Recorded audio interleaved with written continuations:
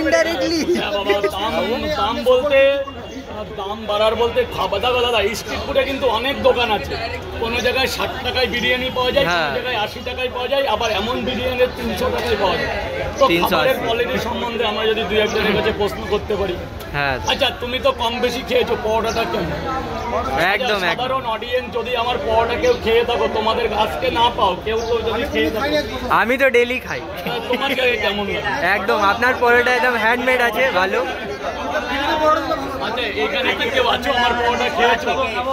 আজকে নেই দাদা ভাই, এখানে কি কোনো অডিয়েন্স আছো আমার পরোটা খেয়েছো? আচ্ছা দাদা, একটা সাম্প্রতিক দেখাই।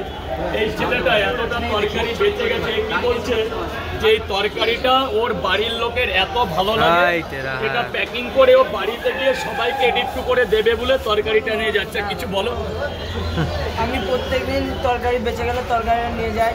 বন্ধু বান্ধবরা বলে যে তরকারিটা খুবই ভালো লাগে, আর এতে যে এখন নতুন করে বন্ধুদের ফিস্ট হয়ে যায়, তারপরে অন্য অন্য মশলা দেওয়া হয়। আর আগের থেকে এখন উন্নত করেছে, পরোটার সাইজ বড় করেছে, দাম বাড়িয়েছে বলে বলছে দাম বাড়িয়ে দিয়েছে, ভাইরাল হয়ে গেছে বলে দাম বাড়িয়েছে, ভাইরাল হয়েছে বলে দাম বাড়ায়নি, পরোটার সাইজটা বেড়েছে, তরকারিটা ভালো আরো উন্নত করছে।